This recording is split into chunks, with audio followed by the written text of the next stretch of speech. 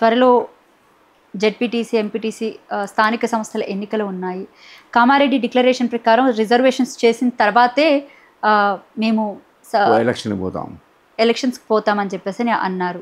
But వీళ్ళు BJP party ఒప్పుకోనందున జీవోని తీసుకొచ్చి వీళ్ళు ఇప్పుడు సర్పంచ్ ఎలక్షన్స్కి వెళ్తాము రిజర్వేషన్స్ అని చెప్పేసి మాట్లాడుతున్నారు. బట్ గవర్నర్ ఇప్పటికీ కూడా ఆమోదం తెలపలేదు దీని మీద. ఏం చెప్తారంటే గవర్నర్ ఇంకా సంతకం పెట్టుకోపోవడాన్ని అసలు అంటే ఇది జరుగుతుందంటారా? ఒకటి జీవోకు గవర్నరు దేనికి సంబంధం లేదు. గవర్నర్ దగ్గర ఇంకా పెండింగ్ ఉంది కాబట్టి ఆర్డినెన్స్ తేలేకపోయారు. ఆర్డినెన్స్ తెస్తే చట్టబద్ధత వచ్చేది. జీవో ద్వారా కొద్దిగా వీకే సబ్జెక్ట్. ఈ జీవో అన్నది నిలబడుతుందని అనుకోను. ఆగస్ట్ 8కి ఈ ఆగస్ట్ ఎప్పుడు 8కి ఉంది, సెప్టెంబర్ 31 యాక్చువల్లీ ఎన్నికలు నిర్వహించమని హైకోర్టు అన్నది కాబట్టి నోటిఫికేషన్కి వచ్చారు వాళ్ళు. దానికి వీళ్ళ హామీ కామారెడ్డిలో ఇచ్చారు కాబట్టి హామీ కోసం అని జీవో ఇష్యూ చేసుకున్నారు. గవర్నర్ దగ్గర క్లియరెన్స్ రాకున్నా కూడా వీళ్ళంతా పోయి స్టేట్ గవర్నమెంట్ కి ఇది ఉంటుందా జీవో పాస్ చేసుకొని? ఆ జీవో అనేది వాళ్ళు ఇచ్చుకోవచ్చు, ఎన్ని జీవోలు ఇచ్చుకోవచ్చు, కానీ నిలబడవు. నిలబడిన జీవోలు ఎన్ని ఇస్తే లాభం ఏంటి? ఎందుకు నిలబడవు అంటే ఈ మొత్తం కూడా రిజర్వేషన్స్ అన్ని కూడా ఈ 50% సీలింగ్ అనేది ఒకటి ఉంది సుప్రీంకోర్టుది. మీరు జీవో ఇస్తే అది ఎక్సీడ్ అవుతున్నారు కదా. సో అది విదిన్ 50% లోపల లేదు కదా. మీకు 42% ఇస్తే ఎక్సీడ్ అయిపోయారు.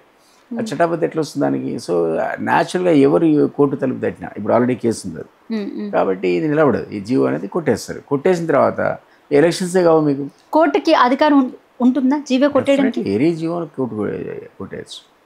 ఎనీ జీవోని they can interpret any act or any law or any GO also.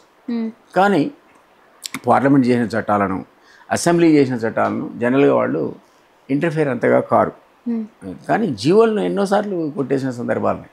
But ఈ జీవో కూడా వాళ్ళు ఒకవేళ మీరు నోటిఫికేషన్ ఇచ్చుకోండి, subject outcome of our judgement అన్నారు వాళ్ళు కోర్టు.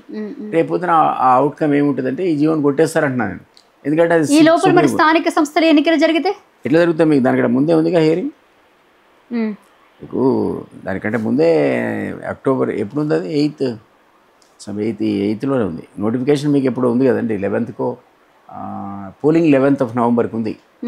ఆ లోపలనే మీకు అది హియరింగ్ పోస్ట్ చేశారు. కొట్టేశారు అనుకోండి, మీరు వాయిదా వేసుకోవాల్సింది ఎలక్షన్స్. అదే ఈటల రాజేంద్ర అన్నాడు ఆ జీవో నిలబడదు, అసలు ఎలక్షన్ జరగవు అన్నాడు. ఈటల సీనియర్ కదా.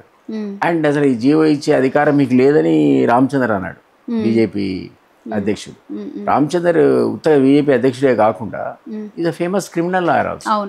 కాబట్టి అతనికి తెలుసు కోర్టులో అవుట్కమ్ ఏ విధంగా ఉండబోతుంది. ఆయన ఊహించి చెప్తున్నా, నిజం కూడా ఆర్డర్ వచ్చిందాక చెప్పలేము మనం.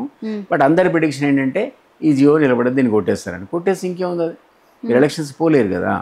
ఆ కారణం చేత ఎలక్షన్స్ జరగవు అని అందరూ. పోలేని నేపథ్యంలో మరి హైకోర్టు ఇచ్చిన తీర్పుని పార్టీ ధిక్కరించినట్టే కదా, అధికారంలో ఉన్న పార్టీ. ఇంకా రాలేదు కదా, ఓన్లీ దాని మీద స్టే రాలే.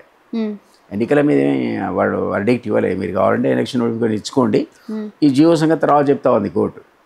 ఈ వాడు నామినేషన్ వేసే లోపల జియో కొట్టేశారనుకోండి, సహజంగా కూడా మీరు ఎలక్షన్ పోలేరు. ఎక్సెప్ట్ ఏ సందర్భంలో పోతారంటే, సరే జియో రాకపోని, గవర్నర్ దగ్గర ఆమోదం బిల్లు మీద రాకపోని, అది పార్లమెంట్లో బీజేపీ చట్టం చేయకపోని, మేము పార్టీ పరంగా 42% ఇస్తామంటే వాడు ఆపలేడు. వాడు 40 ఇచ్చుకోవచ్చు, 100 కూడా ఇచ్చుకోవచ్చు కదా పార్టీ పరంగా. దానికి లీగల్ శాంక్టిటీ ఉండదు. వాళ్ళు డెసిషన్ తీసుకున్నారు. అదే సీఎం అన్నాడు కదా, మేము కాంగ్రెస్ తరఫున 42% ఇస్తాం, మీకు దమ్ముంటే మీరు కూడా ఇవ్వండి అన్నాడు. దీనికి సంబంధం లేకుండా, ఏది ఆర్డినెన్స్ కానీ బిల్లుకి కానీ ఈవెన్ జీవో కూడా సంబంధం లేకుండా పార్టీ పరంగా 40% ఇచ్చినా 50 ఇచ్చినా అది సంబంధం లేదు. చట్టబద్ధత ఉండదు దానికి ఉండదు. ఎవరు డిమాండ్ చేయడానికి వీలుండదు. సపోజ్ 42% జీవో ఇచ్చో, ఆర్డినెన్స్ ఇచ్చో, చట్టం తెచ్చారనుకోండి, మీరు 41% ఇచ్చినా somebody can go to court. ఆ జీవో ఉంది, వాళ్ళ ఇట్లా చట్టబద్ధత ఉంది, లేదా బిల్ ఉంది, ఆర్డినెన్స్ ఉంది, మీరు 41% ఇస్తారు. ఎట్లాగైతే ఎస్సీ ఎస్టీలకు ఇచ్చారో ఆ పద్ధతిగా చట్టబద్ధత వస్తుంది దానికి 40%. అది యాక్చువల్గా బీసీలు ఎక్స్పెక్ట్ చేస్తున్నారు. అది జరగడానికి వీల్లేదు. ఎందుకంటే సీలింగ్ ఉంది సుప్రీంకోర్టు. ఎప్పుడు సాధ్యపడుతుంది ఈ రిజర్వేషన్ అన్నది? వీళ్ళు ఇక్కడి నుంచి పంపింది అది కనుక 9th షెడ్యూల్ అమెండ్మెంట్ ద్వారా ఇస్తే తమిళనాడులో ఉన్నట్టు అప్పుడే సాధ్యపడుతుంది తప్ప పార్లమెంట్ దాన్ని చట్టబద్ధత 9th షెడ్యూల్ అమెండ్మెంట్ ద్వారా ఇవ్వకుండా మీకు ఆ 40% నిలబడదు. ఎందుకు మరి బీజేపీ పార్టీ ఎందుకు సపోర్ట్ చేయట్లేదు? మీకు అది ఒక తెలంగాణ సబ్జెక్ట్ కాదు కదా.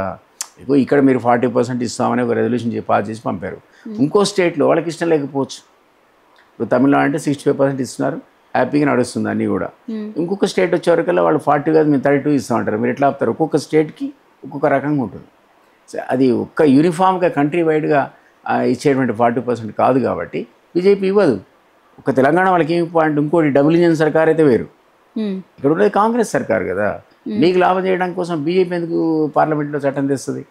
సహజంగా వాళ్ళు చేయరు. వాళ్ళకు అనుకూలంగా ఉంటే చేస్తారు, అది వేరే విషయం. కాబట్టి సహజంగా అమెండ్మెంట్ 9 షెడ్యూల్ రాకుండా మీ 42% ఇంప్లిమెంట్ అయ్యే సమస్య లేదు. పార్టీ పరంగా ఇచ్చుకుంటే ఎవడు ఆపలేడు. నువ్వు 48 100% ఇచ్చుకో, మనకేం తెలుసు, ఎవరు ఆపలేరు కదా. ఫర్ ఎగ్జాంపుల్ రాష్ట్రీయ లోక్దళ్ నేను 2012 కూడా ఇక్కడ నడిచింది. ఇక్కడ 2012 to 14లో మేము ఎలక్షన్స్ కాంటెస్ట్ చేసేటప్పుడు ఎస్సీ ఎస్టీ బీసీలకు మాది సామాజిక న్యాయం అనే స్లోగన్ మీద 100% ఇచ్చాం మేము బీఫారాలు. ఈ ముగ్గురికే, ఓసీ ఒక్కడు కూడా ఇలే. అది మా ఇష్టం. అది అంటే పొలిటికల్ పార్టీగా కాంగ్రెస్ ఇష్టం. 40 ఇస్తే మీరు ఆపలేరు. అట్లా ఎలక్షన్స్ జరగచ్చు. ఇతర పార్టీలు కూడా పోటీ పడి వాళ్ళకి 40% ఇవ్వాల్సిన పరిస్థితి వస్తుంది. కానీ దానికి ఇంతకుముందు నేను చెప్పినట్టు చట్టబద్ధత ఉండదు. ఇవ్వకపోయినా మీరు అడగలేరు, ఇచ్చినా మీరు ఏమనలేరు. అట్లా కాదు. ఎస్సీ ఎస్టీలకు ఎట్లయితే చట్టబద్ధత ఉందో ఆ విధమైన చట్టబద్ధత 42% కావాలని బీసీలు కోరుకుంటున్నారు. గవర్నమెంట్ చెప్తుంది కూడా అదే, ఇస్తున్నామని జీవో ఇచ్చి పడేశారు. ఆడేమో బిల్లు పంపారు. జీవో ఇచ్చిన తర్వాత కూడా ఒక్క బీసీ ఎందుకు దీని మీద మాట్లాడలేకపోయారు? మరి జీవో పాస్ చేశారు కదా, వాళ్ళకి తెలుసు కదా ఇది అయ్యే పని కాదని. దీనికి పార్లమెంటు కనుక దాన్ని ఆమోదిస్తే తప్ప, 9 షెడ్యూల్ అమెండ్మెంట్ ఇస్తే తప్ప, లేదా అట్లీస్ట్ గవర్నర్ ఆర్డినెన్స్ మీద సంతకం పెడితే తప్ప అది లీగల్లీ ఎన్ఫోర్సబుల్ కాదు అన్నది అందరి బీసీ నాయకులకు తెలుసు. ఈ గవర్నమెంట్ ఓన్లీ గేమ్ ఆడుతుంది. ఆ 40% ఇచ్చేసామని చెప్పి చేతులు కడుక్కొని వీళ్ళు ఎలక్షన్లో లాభం తీసుకుందాం అనుకుంటున్నారు లోకల్ బాడీలో అన్నది అందరి ఒపీనియన్, ఇంక్లూడింగ్ మైసెల్ఫ్. అందువల్ల కాంగ్రెస్ని ఎవడు నమ్మట్ల.